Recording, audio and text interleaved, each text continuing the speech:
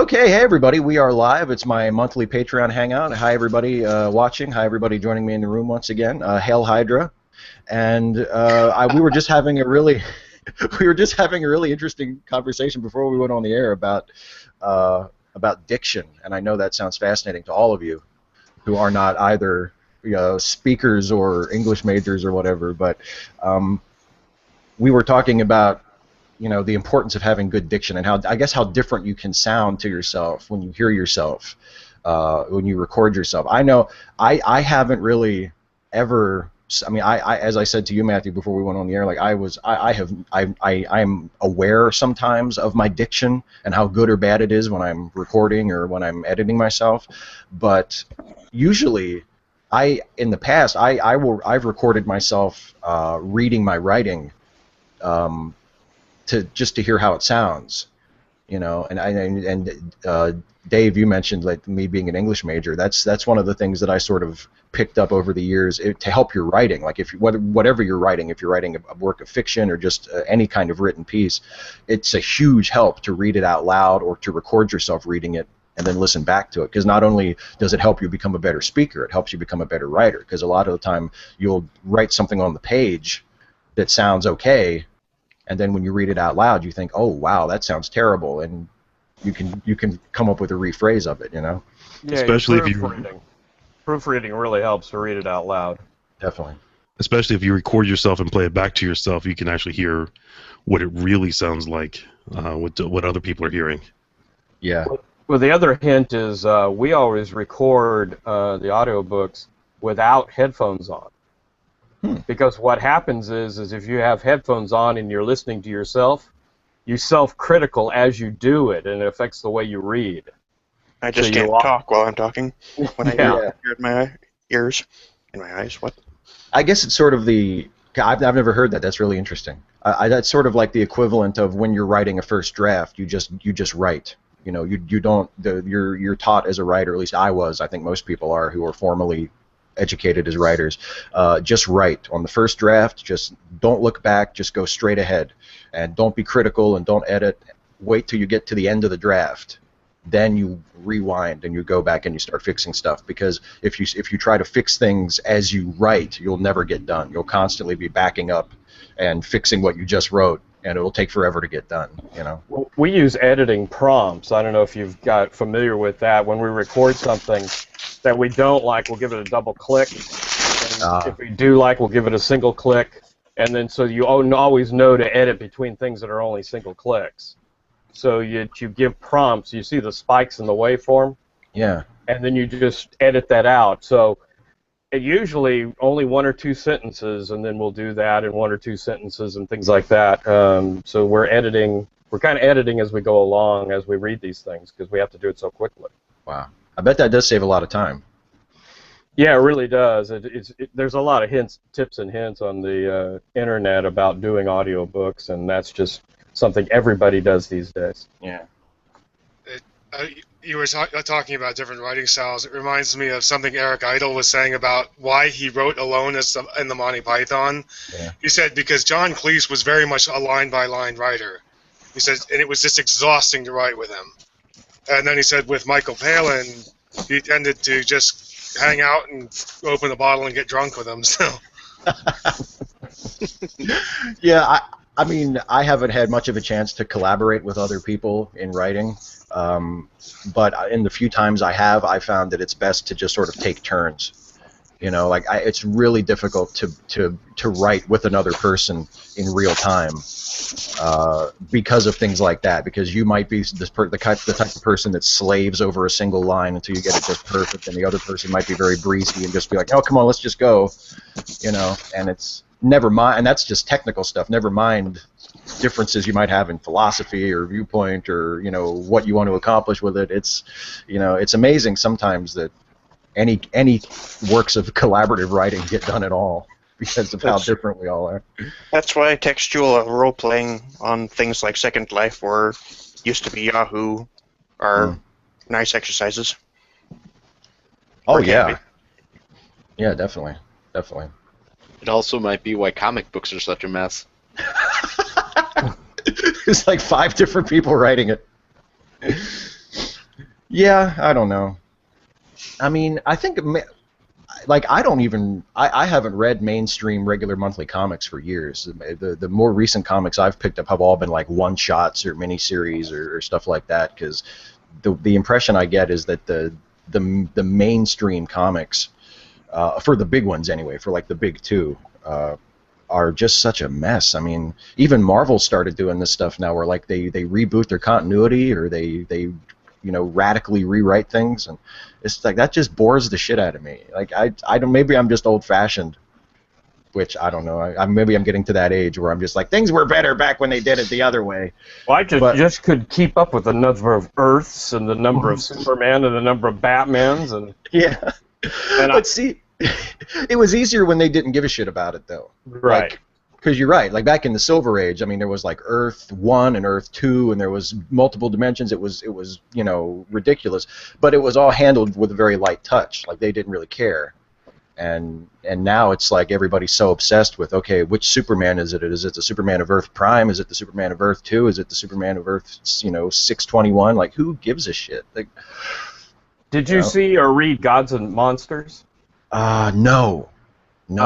They just animated that one, and I picked it up recently and saw it, and that has to do with a different Superman backstory, where Superman's DNA actually comes from General Zod and not his father.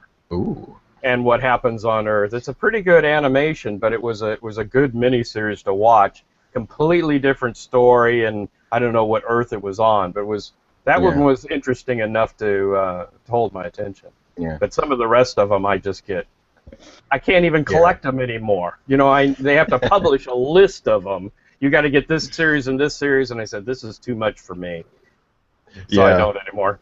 That's why I always used to like, because in the 90s I was really big into Batman, and back then it was a little easier because the only Batman monthly comics that they actually used for the most part, to carry the big overarching storylines were Detective Comics and Batman. So that was only two that you really absolutely had to read to know what was going on. But I always liked the sort of off to the side series like Legends of the Dark Knight, where it was just a self-contained story, and it was maybe 4 or 5 issues, but it was a self-contained story, and then it would start over with a new story arc at the end of that, and it was a rotating team of writers and artists, and it was all they all were self-contained. They had nothing to do with anything else that was going on in the rest of the DC universe, and you didn't have to pick up 20 different issues and do your homework to know what was going on. You could just start with the first story of whatever the storyline was, and have a complete story with these characters that you really enjoy. And I wish they would do more stuff like that instead of trying to make everything, where everything is tied in together. And if you don't read the big event series plus all of the tie-ins and all of the monthly issues, that you're not really getting the full picture. That's just exhausting, and I imagine really, really expensive. Well, I think that's the point. That's the whole point. Yeah, I know. That's it's all a sales gimmick. I mean, that's why one of the irritating things about the Captain America thing, everybody on the internet is so upset about the new Captain America comic that reveals that he's been Hydra all along. Yeah. And it's like, I mean, I totally get why people are pissed about it. Spoiler alert on Chris. Yeah, well, so was Grant Ward, and I mean, like, that was a surprise. Yeah, well, I mean, everybody can everybody hear me now? I've been struggling with this for the last 10 minutes. Yeah, yes, we can. Okay, thank you. Yeah. I can't hear you. Well, Why open did I your say ears that? for crying out loud. Just in case That was just a stupid joke. I apologize. in case anybody's curious, if you noticed a change in background from my ordinary, yours truly is a devotee of the Indianapolis 500. I am sitting in my family room watching the Indianapolis 500 muted, which hasn't started yet, I should mention. And because this is important to me, I figured I'd stop in and say hi to you and like that there. The problem is that for whatever reason, the built-in cam and, well, the cam's working, but the microphone for whatever reason wasn't. So are we having fun yet? Well, I'm glad you stopped in. That's dedication. We always have fun. That's not a problem. We always have fun, man. I was, just going back to the narration thing for a second, and the whole issue of speaking. That's one thing that I've sort of toyed with doing now that I'm in retirement, one of the things I'd like to do is take some of the books that I genuinely love and do audiobooks of them. I like to think I've got a reasonable speaking voice. And I learned that kind of precision that you guys were talking about because I still remember in 3rd grade talking about diction and expression and all that. 3rd grade! I mean, that's 50 plus stinking years ago. And, well, hell, it's 50, God, it's closer to 60 years ago, God. Don't depress yourself. Come on, Laura, let's see your King Lear voice. Yeah. Now is the winter of our discontent made Yeah, good. stop, I don't stop, even know if stop, that's stop. King Lear. Robert's like, stop. Personally, I have a hard time talking, like speaking at any point, unless I'm talking to an audience. Like, I feel like I can do so much better in front of a crowd where I can just get out there and start engaging them. But just talking in a microphone, I can't really get that sort of inflection. You know, I kind of have the same. I mean, I have no problem talking in front of a microphone, but it is like the few occasions I've had in my life to do like public speaking in front of a relatively large audience, like I'm always super nervous up until I actually do it, and then it's like once I'm doing it, it's the most natural thing in the world. It doesn't bother me at all. Apparently, that can even suspend symptoms of illness. Yeah.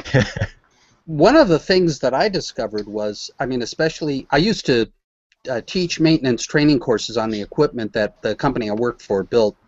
And, I mean, when you know what you're talking about, when you have a grasp of it, and you have it at your command, it makes all the difference in the world. And, I mean, the problem with teaching those maintenance training courses is that it was 2.5 to 3 days straight, and you have no idea how much energy you use talking until you do it for that much. I mean, you come to the end of the day and you go, I'm beat.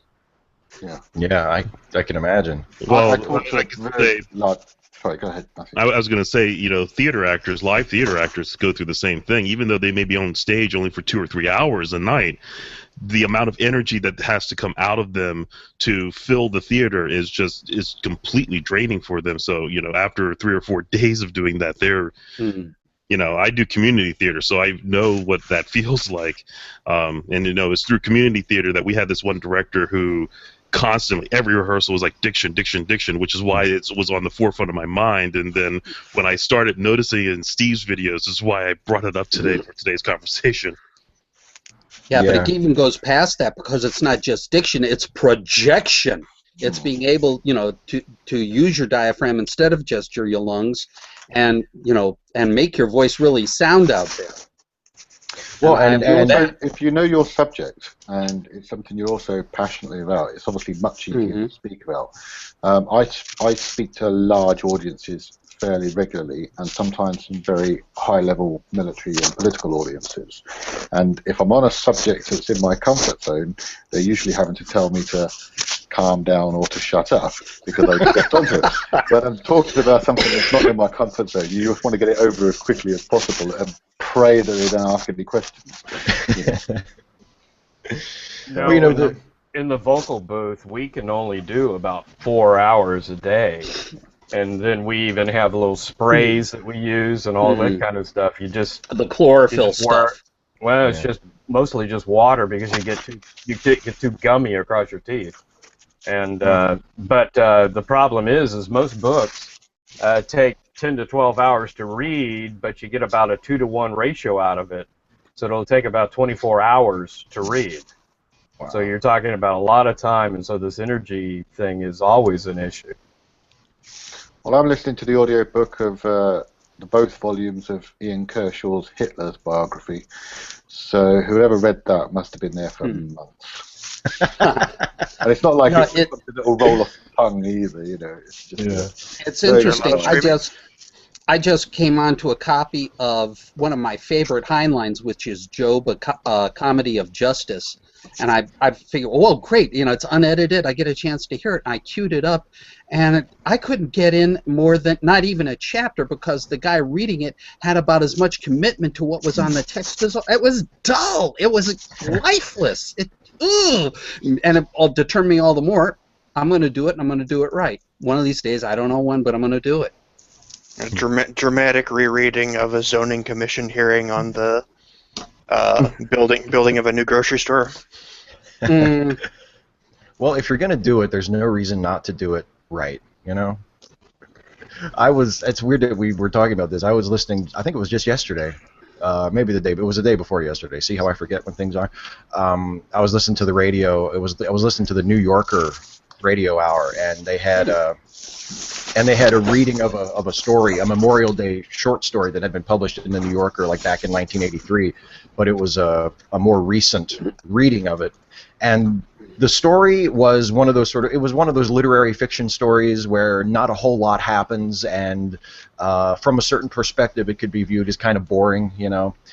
But it was made all the worse by the reading of it. Like, the guy reading it was just awful, just had no commitment to it, was monotone, and really, really terribly paced. I mean, I don't know if he had to pace it that way so they could fit whatever time they set out for it in the radio show, but it was really, really slow. He would read, and then he would take like a full 1 or 2 second pause in between sentences, and then read the next, and it just didn't work. It just didn't work. And when I try to imagine the story and sort of separate his voice from the content, it probably wasn't that terrible of a story, but the reading just did not help it at all. It really you never want to take the listener out of the read. You never want to do that. The guys who are really good, since I'm trying to enter into that field, the guys that you listen to are so subtle in their delivery. That's what makes them really, really good. Very subtle, and some readers are terrible. Some authors are good. Some authors are terrible. But when you find a good one, I tend to listen to almost everything they've read, just because their voice is so good, and you learn so much from it. Yeah, go ahead. Do I recall that you have the audiobook version of Hitch 22? I do, yes. And how was that? Because I've been toying with getting that myself. It was pretty good. I mean, Hitchens read it himself, so which is why I asked. Yeah, it was pretty good. It's different because he's reading. I mean, it's a different sort of feel than watching one of his talks, which is a little bit more extemporaneous. But yeah, I mean, I thought it was excellent. Thanks. Yeah, I think it's the only audiobook I have that Hitchens actually read. I have a couple of other audiobooks of Hitchens stuff, but that he didn't read himself. And it is a little bit of an adjustment at first because I'm used to hearing him speak more off the cuff, and his reading of his book is much more formal and careful. But yeah, I've got an audiobook of God Is Not Great read by him. I've got that too. Yeah. And it's not a great read because, boy, he just runs over things that you're kind of going, wait a minute, you needed to emphasize a few of those words a little bit more. So he kind of has it depended on how much was in the glass at the time, I guess. When the glass was nearly empty. That's what I was wondering, too. The consonants sort of all jumbled together a bit. Yeah, it's interesting, too, because there was an edited version of Job that I got ages and ages ago that had one of the guys from... I remember they promoted it as being the guy who co-starred in Crazy Like a Fox, and he brought something to it, and that was great. And I'm sort of wondering if you're better off getting away from the people who actually, did it in favor of somebody who actually has some vocal acting talents. What, Job? The Book of Job? Job, the Comedy of Justice, the same book that I just found recently, and that was just disastrous. But this guy in the edited version had, he had something on the ball. He brought something to it, and I mean, it was edited and was, I mean, they cut the crap out of the book, but it was at least engaging. I don't know if this is true, but I heard that all of David Attenborough's more recent documentaries were redubbed for the United States by Oprah Winfrey. And I don't understand why, Life on Earth, The Life of Fish, and all this kind of stuff. I don't understand why they would, because Richard Attenborough David Attenborough probably has one of the most clear English voices ever. You can never misunderstand a word he ever says. And I heard that it was redubbed for PBS with Oprah Winfrey, but I don't know if that's true. It does seem kind of strange. Held someone's arm.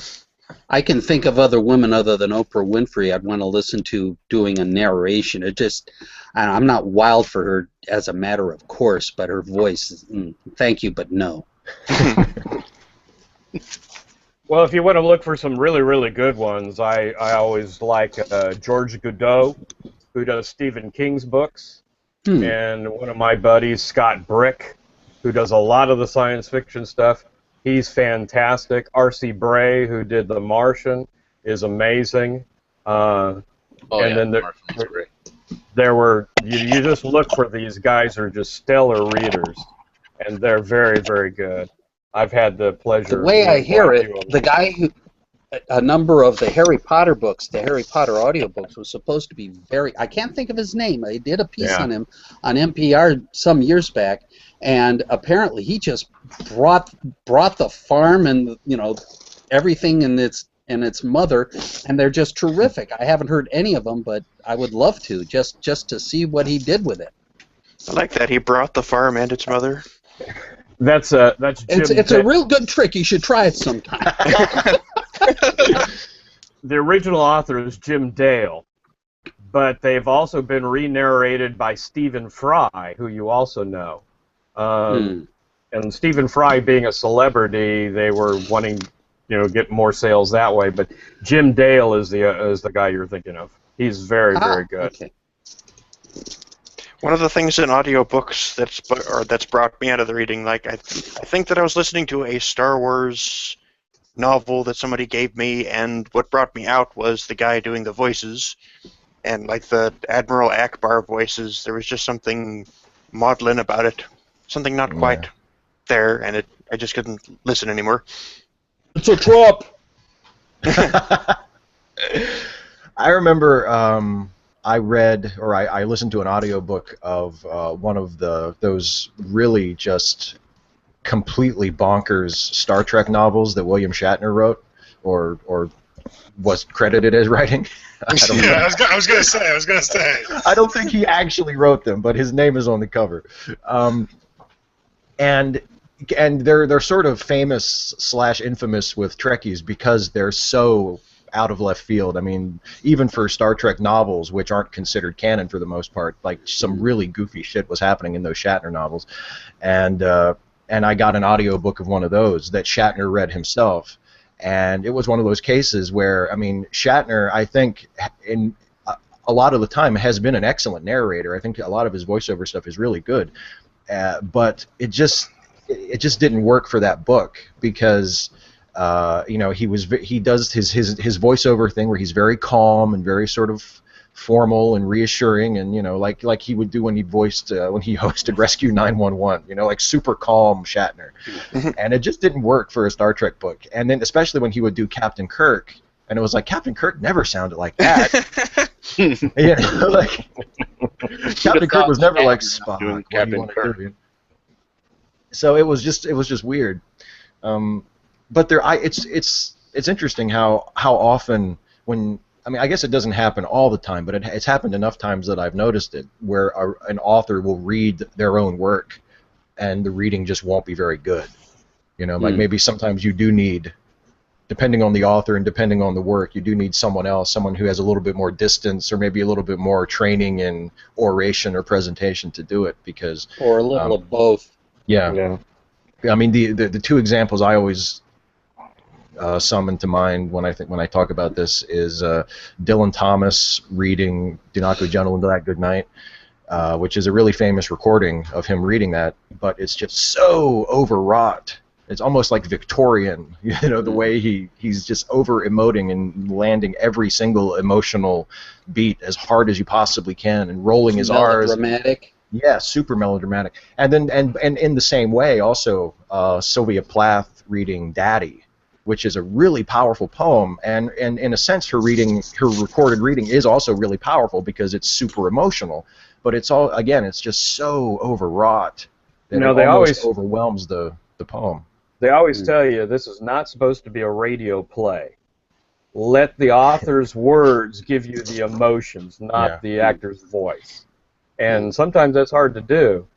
But especially when you're doing fiction, the guys who have to do multiple characters, and they do it so subtly, and like even Simon Vance, who read The Girl with the Dragon Tattoo, in the third book, he has to do the narrator voice plus 3 other women. And you talk about something that's difficult to pull off, and he's brilliant. And so, but when I listen to Stephen King's On Writing, I'm sure you're familiar with that, Steve? Yeah. It's his autobiographical thing, and it is also his treatise on how he writes. And that was superb, because there was just him, and he did a great job of that. But I don't want to hear him read something that has 4 or 5 characters. Yeah, you wonder if he's got the vocal range to be able to tackle that and bring credibility to it. And that's what I wonder, whether, I've got to, if I were to do something like Job, there are a lot of major male characters, but there's that one female, Margrethe, and she's critical to the whole thing, and I don't know if I could do a female, a male approximating a female voice and make it have credibility. And maybe I need some training on that. I don't know.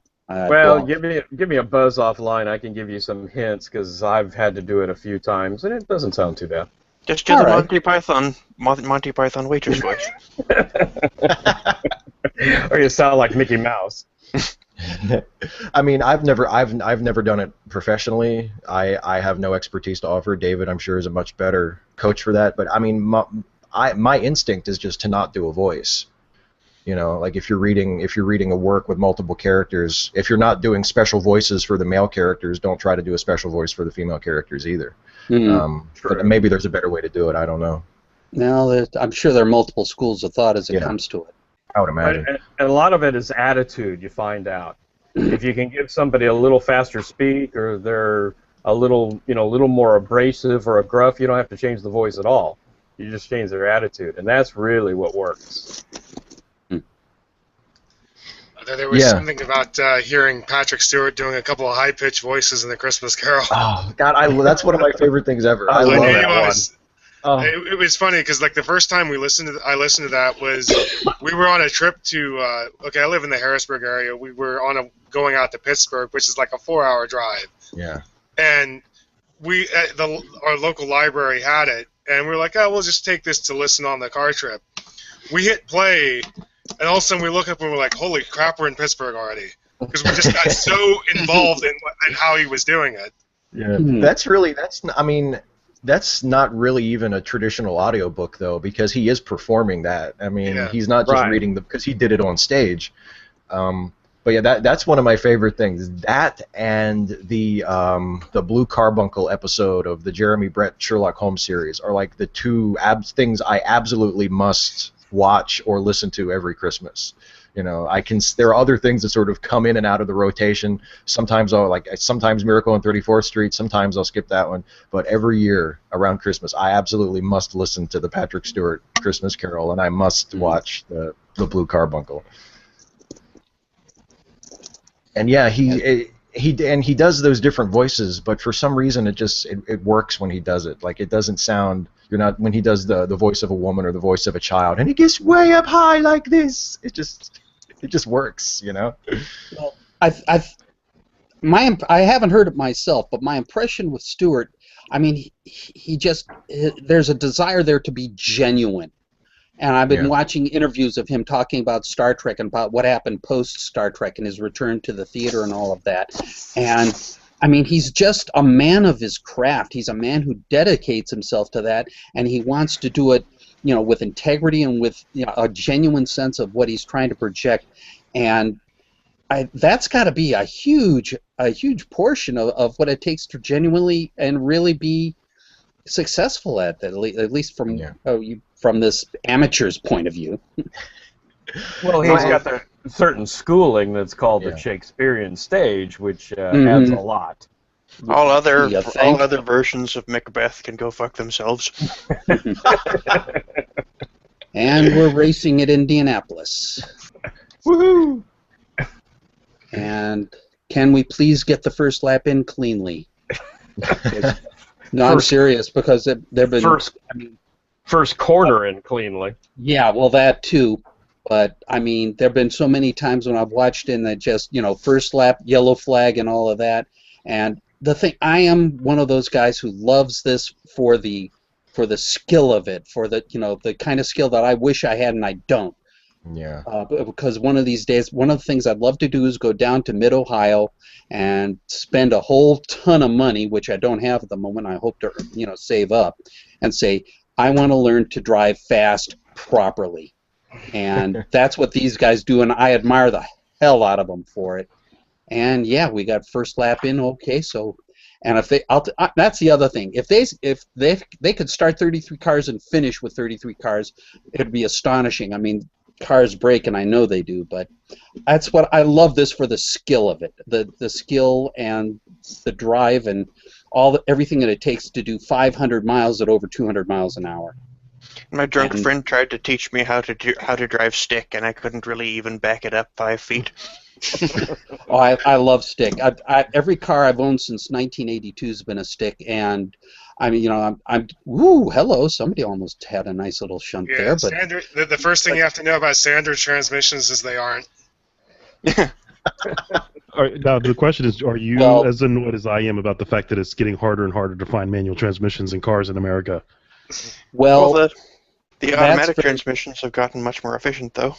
Yeah, well, and the thing is, you can't use the excuse that manual transmission is more efficient, because some of these double clutch transmissions have gotten incredibly good, and it's not just that they're more efficient; they're faster. And if you want to race, you're going to be racing with highly automated transmission. So the manual. But what I love about a manual is less the efficiency or anything like that, but it's the involvement. It's the business of going through the gears. The fact that it just couples you to the car that much more.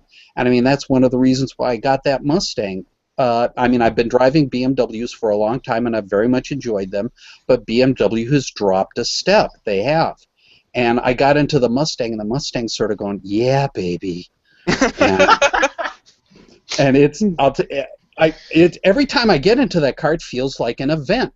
Never mind the fact that you got 435 horsepower there, and you're very conscious of this, that much power there, and just keeping it under control to the point where I get to know it, and it's okay, let's let this thing off the chain a little bit and see what happens. I do just see I like it. Or it's more, actually, I'll tell you, there's been a couple of times when I've stepped into it, and it's more like that line out of The Rocketeer, I like it!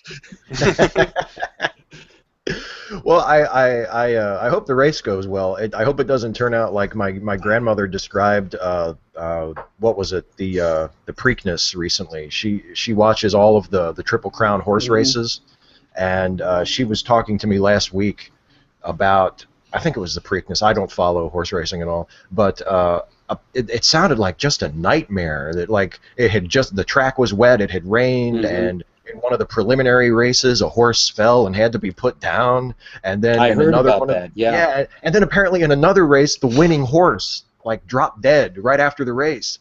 And I was like, Jesus Christ! That sounds like right from Thermopylae or something like that. It reminds me a little bit of what happened with that HBO series Luck. I mean, it looked like it was going to be a brilliant series, and you got. God, I can't think of his name from the Graduate. Dustin Hoffman? Dustin Hoffman, yeah. And you got this killer cast, and it's some wonderfully quirky track guys, doing their thing and all this, and it looks fabulous. But the horses were paying a huge price for this, and I mean, you can't teach a horse how to act, and you can't, and they had to give it up after one season. That was an enormous disappointment, because it's just that quirkiness that surrounds horse racing. But they couldn't sustain it. In the meantime, that needs to become an expression. You can't teach a horse to act. You can take a horse to acting school, but you can't make him act. Something like that. There you go. That was also David Milch was the creator of that show, and who was one of my favorite writers. He was the main writer behind NYPD Blue for most of it. I think he left after a certain point, but for most of it, he was the head creative guy behind that, which is one of my favorite shows ever. And I think he was the creator of Deadwood as well, so he's definitely someone that I really enjoy. But yeah, that was the first thing I thought was, oh shit, David Milch's new show. All the horses are dying. That's not going to be good. Yeah, the one thing, I mean, can we acknowledge for the record that NYPD Blue was Andy Sipowitz's show? I mean, because he was the man. And what has Dennis done since then that is worth a shit past that? I mean, has he done anything since that time, really? No. He hasn't. Not that He I'm hasn't. aware of. But it's a lot to live up to. I mean, Well, no kidding. I mean, the Sipowicz character is really like, he's sort of like, I mean, it's not exactly fair to say this, but he's sort of like the dramatic equivalent of Archie Bunker. If Archie I had agree had a little, completely, yes. only with even more of an arc, because Archie never quite found the redemption that Sipowicz did at the end. Archie got better, but Sipowicz, it seems like he really reached a point where it was like, oh, I think he's going to be okay now by the end of the series. Well, when he has a gay man officiate at his wedding, yeah, and he's effectively befriended that guy, and just the nuance in that, and the fact that he wound up running the squad, at the end of that, it's just, I mean, to talk about a character arc, I mean, wow. It is, and when you think about, like, because he not only was he always very troubled, and had problems and demons, but he was also such a bastard in those early seasons. Never to the point where you couldn't, sympathize with him, or he was always very human. But I mean, when you get to the end of that show, and it's like, he's actually turned into kind of a good person now, and it's really quite an accomplishment when you think about it. Well, he was a little bit of an extension. I mean, Sipowicz was sort of an extension of the character that he brought over from Hill Street Blues. Not quite, maybe, but there was a lot of the same colors going on there. Yeah. Yeah, Buns. Yeah. There was a movie where the main character was a corrupt police officer, and at one point, two teenagers broke into a church and raped a nun, and he was fascinated by the fact that she forgave them. The Bad Lieutenant. I think is what you're describing. The original Bad Lieutenant with Harvey Keitel. That was a pretty good movie. Yeah. That's a great movie. That's an amazing movie. And the remake by Werner Herzog is good too, but is completely different. Mm-hmm. Because it's just the Werner Herzog version is just nuts. I mean, it's not really a serious movie at all. It's that's the movie where you see Nicolas Cage pulling a gun on a woman in a nursing home. With that characteristic look. Saying, that doesn't seem too far out of place for Nicolas Cage, though. Yeah, and then the director said, "Mr. Cage, we're ready when you are." I have to wonder what's happened with Nicolas Cage. I mean, did he hit his peak with Raising Arizona and take a dump from there, or what? I mean, I thought he was great in. I think the movie that ruined him for good was Leaving Las Vegas, because I thought that was a great movie, but he won the Oscar for that, and then it was just like he was off to the races from that point on. He was like, I got my respect, I got my credibility, now I'm going to do whatever, Was that the one where he drank himself to death? Yeah. Yeah, okay. Mm-hmm. Yeah. But, and that movie, The Bad Lieutenant, though, at the end he gets shot. Yeah. Like a shot from behind. I mean, the camera was shooting from behind the car, and just somebody shot him and disappeared. Yeah. What did he get shot for? I forget. Oh, he owed somebody money, I think. Oh. Yeah. He owed some really bad people money, and he couldn't pay them, and I think it was sort of like he knew it was going to happen. Yeah, I think so. I thought it was tied to the fact that he let the kids go that raped the nun. Oh, maybe. It's been a while since I saw it. You might be right. Yeah. I thought it was, but he's that's another character. Well, that's like, I mean, he's sort of like what we were saying about Detective Sipowicz, only he finds his redemption sort of at the very end, and it's not that he becomes a better person. It's just that he sort of ends up being sorry. He doesn't actually. Yeah, go ahead. One of Nicolas Cage's that I adored was his take on Adam West in Kick-Ass, where he plays the Batman character, and he's clearly doing Adam West, and it's hysterical. I love that one. Ass kick. Another one I missed that I need to pick up on, I guess. Oh, that one is. Wow. Yeah. That one is just too funny. I had forgotten that Adam West had that kind of Shatner-esque pausing. Yeah. Oh yeah, big time. He was. Yeah, it's a shame that him and Shatner never did anything together. If they could have done. The shows were on at the same time. NBC and ABC could have gotten together and done a Star Trek Batman crossover of some kind. And then I could. The only other thing I ever recall, but wasn't Adam West in Robinson Crusoe on Mars? Yes. I want to say he was. Yeah, I thought he was, and that's the only other thing I can think of him in. Other than the cameos he did here and there. Yeah, he was in. He was in one of my favorite episodes of Mystery Science Theater. I forget the title of the movie, but it was a zombie movie. Yeah, I don't remember the title of it either, so I'm gonna shut up. He was really good in that, playing like a hard drinking police detective. Just imagine Adam West trying to play like a grizzled, gritty, hard bitten police detective. I can't imagine him with a 5 o'clock shadow. I know. I remember when the Tim Burton Batman movies were coming out, and I think it was when Batman Returns came out. I saw Adam West was on a talk show, and someone asked him, what do you think of the new Batman movies? And he said, I just wish they would let me play Uncle Batman. Let the new Batman, he can be Batman, but I could be like his uncle, the old Batman who lives upstairs. And at the time, I was like 12 years old at the time, so I was like, that's dumb. They wouldn't do that. But now I think about it, and I think, damn, I wish somebody had done that. That would be one way to redeem the current DC movies. Just have the super dark, gritty, violent Batman, and then down comes Adam West in the Batman cowl and like a bathrobe, going, "What are you doing?" I'm old enough to remember. I stood in line for the original Batman movie with Adam West and Burt Ward way back in the '60s. Oh, God. That was so much fun and camp and. Nobody else could have done that. Hand me down the shark repellent bat spray.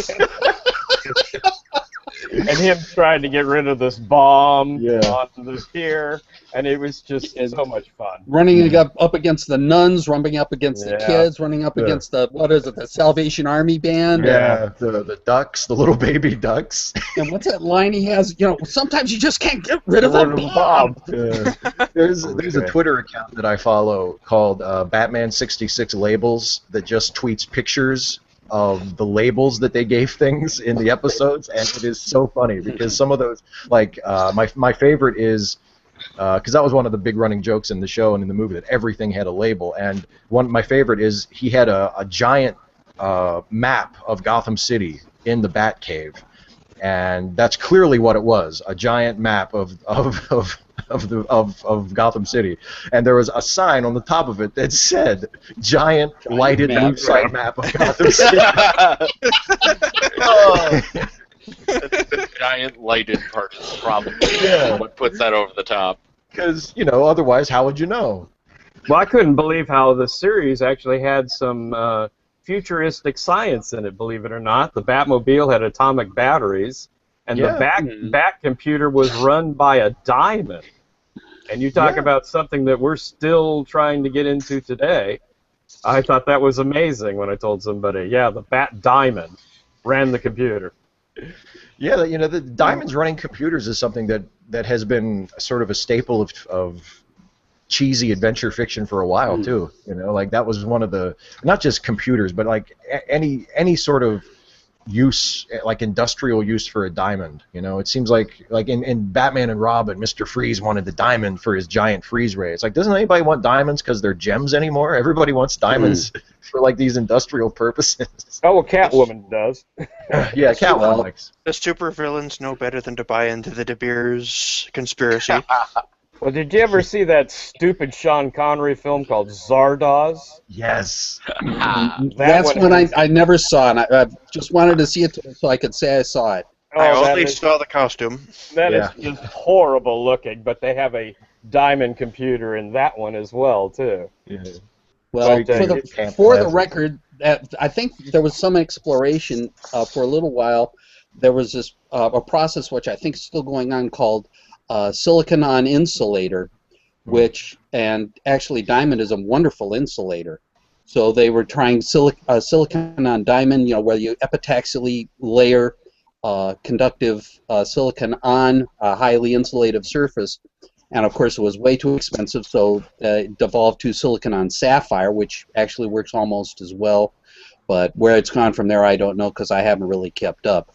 But I mean, yeah, you wanna grow a silicon layer on a diamond? Terrific. How much you want to spend on the diamond? Right. And I had heard about a company that perfected a technique for growing a diamond that's more perfect than a natural diamond, or in industrial diamonds and whatnot. Just some sort of vapor chamber thing, and I haven't heard about them in 10 or 20 years. Mm-hmm. Probably because De Beers bought it and stowed it away. I was just going to say, exactly. The De Beers people took care of that. De Beers just has like a giant Raiders of the Lost Ark kind of warehouse. Yeah. Oh, you can grow perfect artificial diamonds. We'll have none of that. They're guarded by diamond ninjas. Diamond ninjas? Uh-huh. They're very sparkly. Yeah. If you want to get the diamonds, you're going to have to go through the ninjas. So are they fabulous? These diamond ninjas? The ninjas are only allowed to have rhinestones. The question is, what word do you have to spell on the floor to get through that first chamber? What word do you have to spell on the floor to get through that first chamber? Right. You have to spell. They throw stars at you that are worth $4.5 million. Right.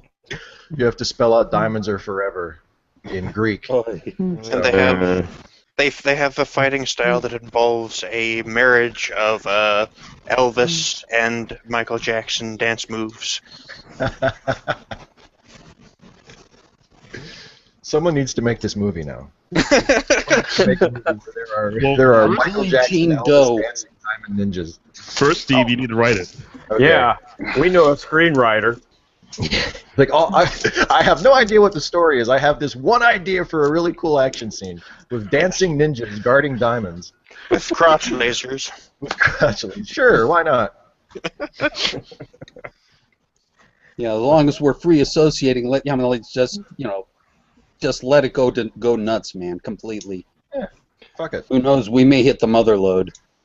I tried to do a pantomime thing on stage once where I did a sort of hip gyration that charged up my pelvic thrust beam, and I shot God out of the sky. Well, who hasn't wanted to do that? I mean, that's wish fulfillment in its purest form, you know? The Pope even wants to, but he would apologize afterwards. Yeah.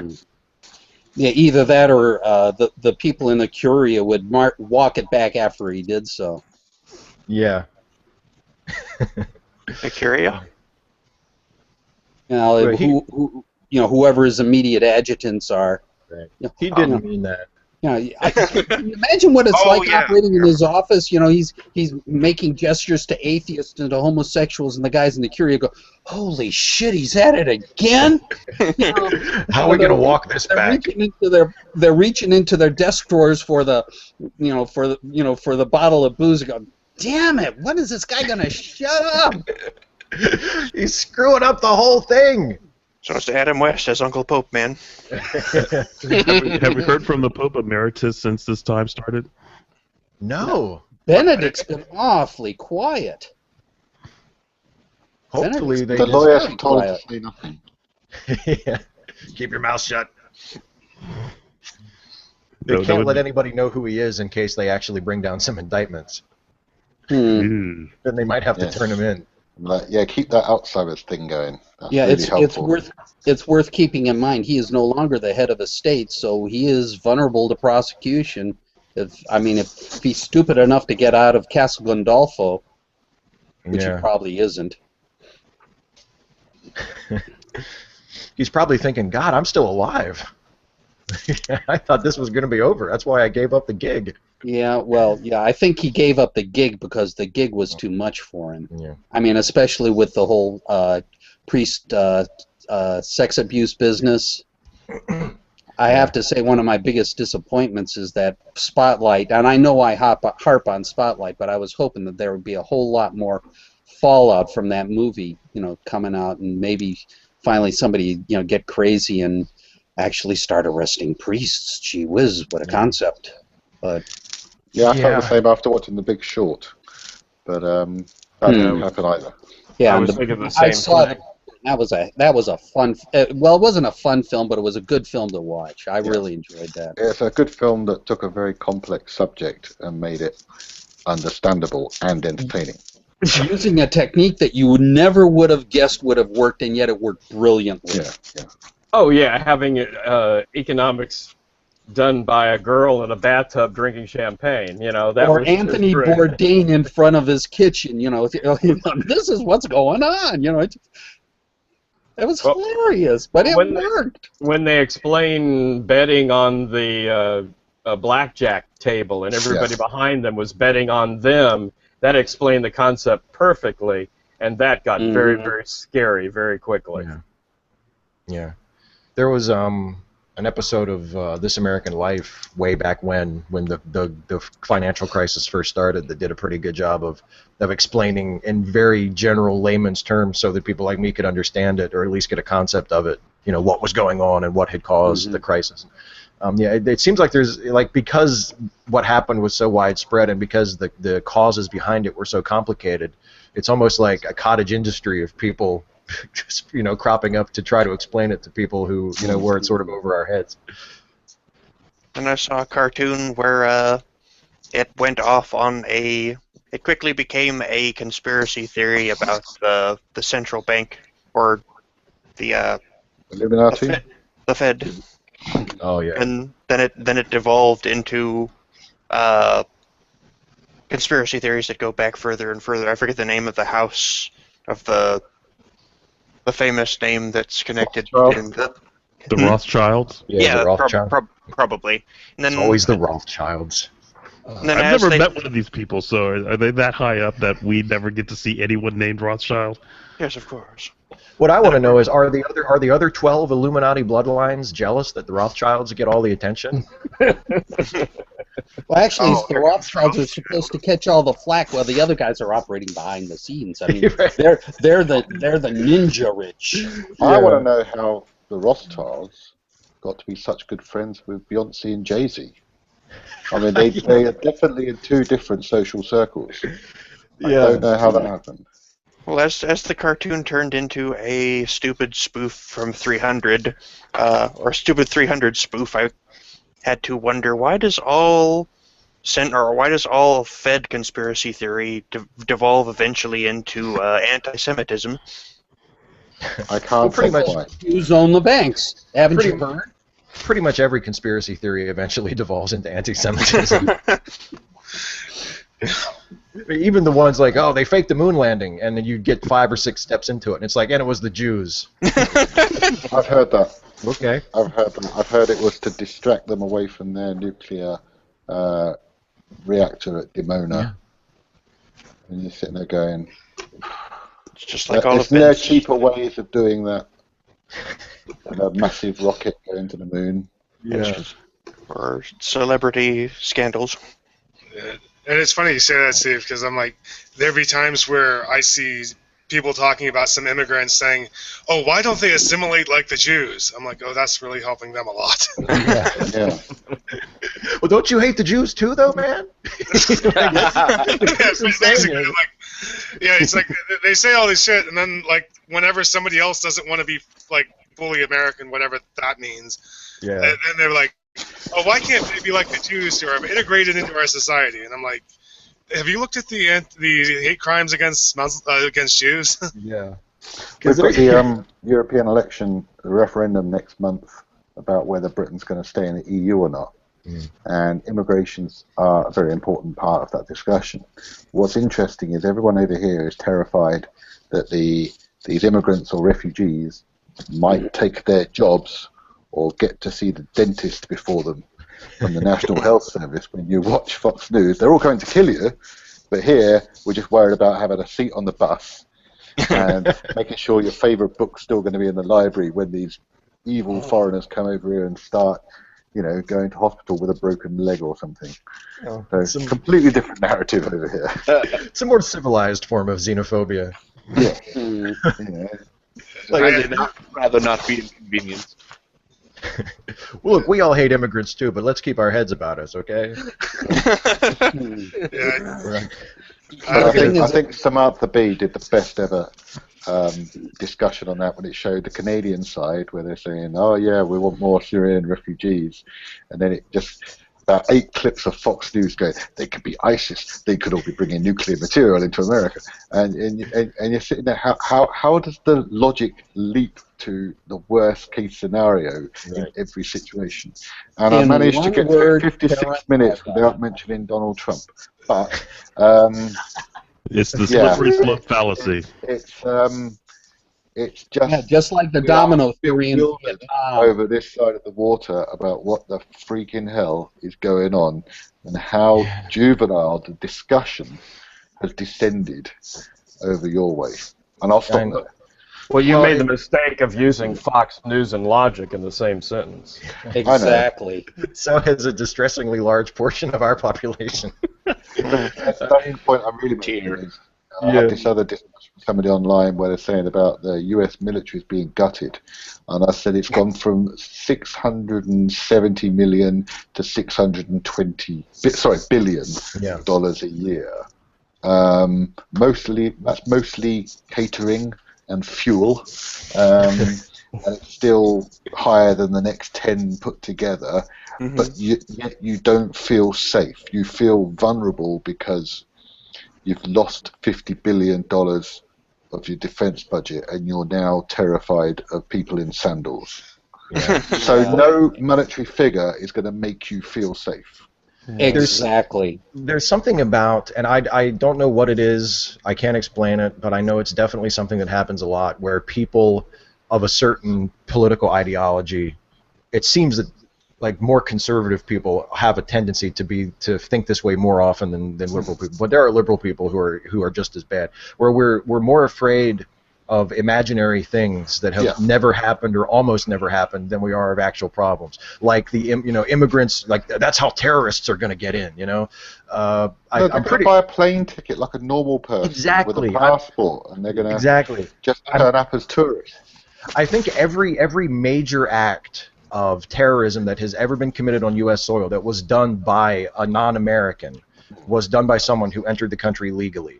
I don't know if there's ever been a major act of terrorism where lots of people were killed that was carried out by an illegal immigrant, by someone who snuck in. Logistically, that's a lot of effort just to get somewhere. I mean, what I'm going to do is I'm going to get in a boat that's probably going to sink.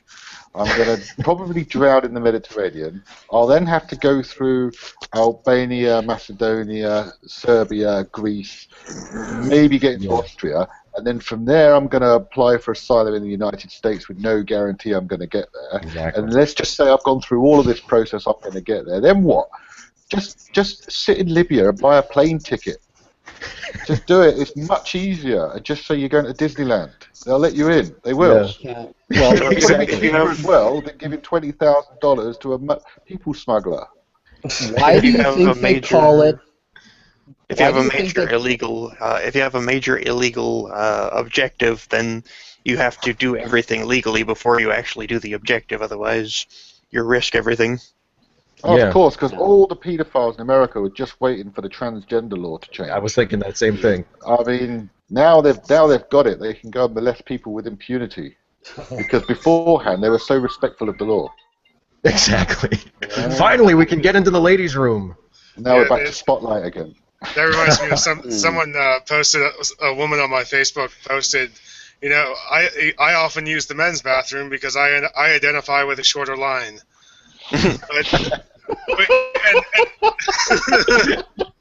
But I mean, it's seriously. I'm like, I've had plenty of women come into the bathroom when I was in there too, and we just did our thing and went about our day. And if you've got a butch enough haircut and a B cup, who's going to notice? Well, that's been my question about ever since this trans bathroom issue was raised. An imaginary problem. Yeah, exactly. It's an imaginary problem. Trans people aren't like a new thing. We didn't just come up with that last year. Trans folks have been around for as long as there have been people, and for I'm sure as long as there have been public restrooms, there have been trans people using the restroom that they are the most comfortable using. Nobody's ever noticed. Nobody's ever given a shit. I mean, But now that we want to give them rights, all of a sudden, all the nuts are coming out of the woodwork. yeah. I like Because the, having the same rights as you is not rights, it's special rights. Exactly. I like the meme that said, "I don't care which bathroom you use, as long as you wash your damn hands." Right? Like, who pays attention to the other people in the bathroom? I don't pay any attention to the other people. You get in and you get out as fast as possible.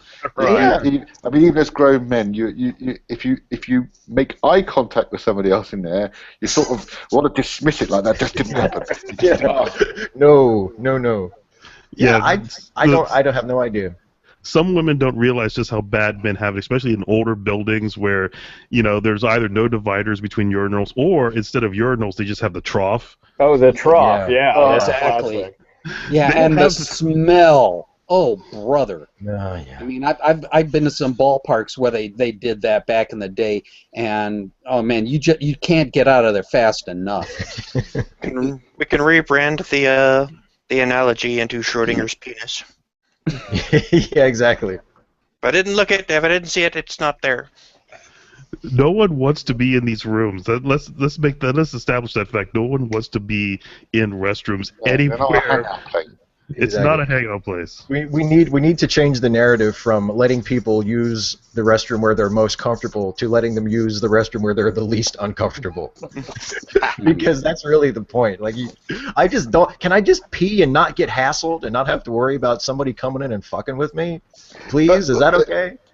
The point is, though, is that a whole discussion has developed into a series of imaginary scenarios that have never happened. Yeah. And you've got all these people talking about something that's not a problem and making it one. And they're only doing it because of their own petty prejudices. Because when you get into, well, this could happen, you know, then you're into building a fallout shelter in your yard. Meanwhile, you've got Sandy Hook and Columbine and everything else going on, and what are we doing about that? Zilch. You're not even going to research it because it will cost money. Yeah, exactly. No, and it's illegal to research it because you're not supposed to research, you know, incidents regarding gun violence. Shame, shame, shame, you know? Exactly, because the law actually says that you can't fund research that could be used to Right. support gun control. You know, to fund something that would reveal reasonable is something that? that is intuitively obvious to anybody with half a brain. But it goes back to my point about no matter what provisions you put in place, people don't feel safe in the United States. They're terrified of something. And I had this discussion many times while I'm over there where people, they're proud of this military, but they need this military because they're scared of something. They're proud of this gun right things, but they need these guns because there's this fear of something coming to get them. They're proud, you know, there's this kind of, they're proud of their big trucks, but at the same time, they have to have these big trucks so they can put themselves in the most metal encased part of the vehicle so they don't have to wear seatbelts. It's this logic of what could possibly happen with what would probably going to happen. Well, you know, yeah, I think it's a statement to how far we've advanced as a culture when our fears aren't, you know, we don't have to fear the bubonic plague. We don't have to fear the animals, the bears getting us when we sleep at night. So we've come up with fears that are so improbable, but for some reason we have the psychological need to fear. I think some defense companies and weapons manufacturers have helped those fears along a little bit. Oh, well, that's it. Yeah. Follow the I mean, money. We went, when I was in Kandahar, me and this guy, you know, we're British, we went into the PX and there's a row of gun magazines and this one's called Home Defender. And we picked it up and the pair of us were just sitting there giggling at the adverts of all the, you know, there's things to stash food in the middle of the boonies somewhere. There's like shelters you can construct yourself to put under your house in case of a whatever. There's seed collection things. And you're sitting there going, these people are fucking crazy. But at the same time, they're crazy with deadly weapons. This is how mailmen get shot. You know? Yeah. You know, And that's the American voter. And you know, I've got a little schnauzer. He works as an excellent guard dog and burglar alarm. You know, he's a miniature schnauzer. I don't need anything like that over here.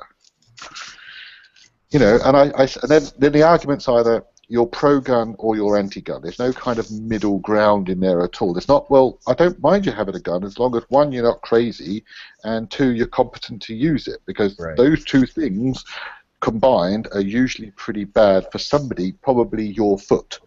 But, you know, it's a discussion. I say, look, I'm an army officer. I like guns. I know how to use guns, and I'm pretty skilled. But I don't think at 3 o'clock in the morning, me grabbing a shotgun because I heard something outside is a good way of resolving that problem. And to be honest, in England, I've never walked around England thinking if I introduce a deadly weapon to this situation, things will be much better. I've never thought that. I've never thought this situation just needs now someone to pull out a gun and everything's going to be great. I've never thought that. So, Robert, can I ask you this question? What do you think of the American idea that the only way to stop a bad guy with a gun is a good guy with a gun? I always say, how many times has that happened? Right. It doesn't happen. Well, the people who make that statement always say, had there been a good guy with a gun at Columbine, or had there been a good guy with a gun at Sandy Hook, that the tragedy wouldn't have happened. All right, okay, let's have a look at this. Somebody's shooting at Columbine, and all the good guys now pull out their guns, because they can hear in the room next door some shooting. And all these good guys run into this room with no tactical training, no understanding of rules of engagement, and probably minimal training. And they're now all running into this room with high-capacity magazines full of hollow points. How's that saving the situation? How's that making anything better? How would that have helped in Aurora if half the audience had been packing guns? And then the police turn up, and now you've got, instead of 2 people shooting guns, you've now got 5. How the police and you have a full-blown firefight. You know, this is a point I made some time ago. Was what does it take to make really a good guy with a gun, and how fast does a good guy with a gun who with insufficient training become an inept guy with a gun? It becomes a liability. Exactly. Yeah. And like 70-something-year-old police reservists or whatever that shoot people with a gun instead of a taser because they got their left and right mixed up. Right. I mean, so to answer your question, no, the best thing to do is just to get away from the situation, not rush into it. And, you know, when was the last time this good guy with the gun thing happened? When was it? I mean, can anyone remember it? I mean, somebody said about, what's the name, that vicious Geller woman's cartoon competition, a good guy with a gun saved the day then. You're thinking, yeah, but you made the problem that required the good guy to be there. Right. That's not quite the same thing. And the other argument that's completely stupid is why do all these people that are anti-gun have bodyguards? Because those bodyguards have been trained how to use them, and they've got a license. They're not some guy who's walking down the road thinking, do you know what, I'm going to solve this bank robbery. Yeah. You know. And people like, you don't see Ayan Hersey Ali, who is under threat all the time, going around. I mean, she's got bodyguards, and those bodyguards are trained. She herself, is she carrying? I seriously doubt it. And like I said, I've been shot myself, and I've been in multiple firefights. And the one thing about all of them is they're incredibly confusing. They're incredibly confusing. You cannot figure out where, because locating the enemy is the hardest thing. Okay, now that's why we have uniforms even in 21st century warfare. But in this street scenario where some crazy guy's gone nuts in Tacoma Mall, and you want everyone else to come running out with their magnums and just join in the fun? No. And how do you know which one is the one that started it? Even. Well, thank you for that, Robert. Sorry. The extension to that question is, you know, people say gun-free zones are sort of like, you know, these are the zones where no one is packing heat, so you can use those as an opportunity to commit your crime. Well, I agree. There's a certain logic to that. However, I kind of also think there's a logic to a place where there's lots of 5-year-olds. Not many of them are going to have guns. So I think there's, you know, whether it's an official gun-free zone or a, you know, perceived gun-free zone, if somebody wants to go shoot lots of people, then go into a NRA convention, which are incidentally gun-free zones, which I kind of find slightly ironic, and gun shows themselves, where you're not allowed to pack your own down your waistband if you go in there. It's this kind of, it's these fake arguments. One thing I can't stand is fake arguments or crap logic. And even if somebody makes a fake argument against Donald Trump, the second time I've said him, and I will oppose the argument if it's not true. So all this fantasy, but it's also the thing when I speak to these people who are not soldiers, but they wear uniforms and they carry big rifles, and I'm thinking, the Bundy type people. Yeah. I'm thinking, are you just playing out a fantasy that you've missed? Do you regret just not being a real soldier?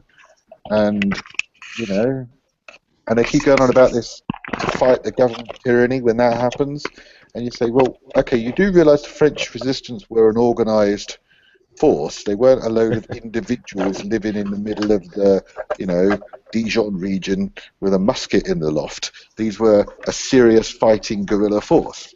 And you lot are not that. You lot are morons. I thought it was established that what we would do about gun violence is Obama's just waiting for Charlton Heston to die so he can pry his musket out of his cold dead hand. Obama's apparently also believing it until the very last moment before he swings into action on this dastardly plan. I mean, 8 years, and he's got a few months left to go. In that time, he's got to cancel the election, declare martial law, he's got to take all the guns, he's got to react to all those people with the dots on their mailbox, they're all going to be taken out. What else have he got to do? I can't remember. He has to make his pay reparations. Establish Sharia law. And reveal that he's a secret Muslim. Establish Sharia law. And then become the president of Kenya. He's got to do all that in the next 4.5 months. So chop chop. Come on, Barack. I'm glad we have Robert as the voice of reason here. Sorry. Well, theoretically, once the elections are suspended and martial law is there, he has all the time he wants to do the other things. I guess he does.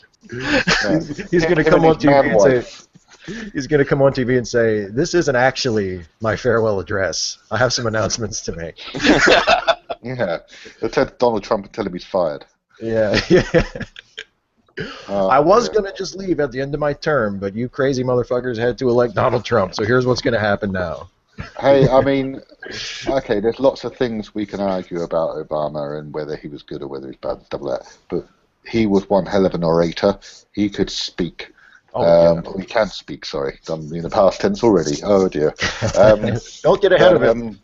But I haven't heard any of your current crop of candidates who have even got 1/10 of his vocal power. And we've always gone back to where we started at the beginning with diction and rhythms of speech. And, Obama is one of the best speech makers ever. And you're all going to miss him when he's gone. Especially when Donald Trump declared war on Mexico or something. I miss him already. Well, I'm going to wrap this baby up. We were having so much fun. We went 15 extra minutes. How about that? Never a bad thing for us. Absolutely not. This was great. So I'm going to bid farewell to everybody in the room with me, to everybody watching. Thanks for at the Reason Rally. Yes, hey, that's right. This is our last hangout before the Reason Rally. Those of you who are going to be there, I look forward to seeing you. I'm going to try to get down there. Let's try to meet up. Thanks as always for joining me, and we'll do this again next month. Thanks for watching, everybody. Thanks for all of you folks for being my patrons. If you're having a good time and you're watching this and you want to get in on the fun, only patrons get to join in the fun on these monthly hangouts every month, so you can go to patreon.com/Steve Shives to become a patron to support what I do on this channel. It's really awesome that so many of you do. Thanks for watching, and we'll see you the next time we do this.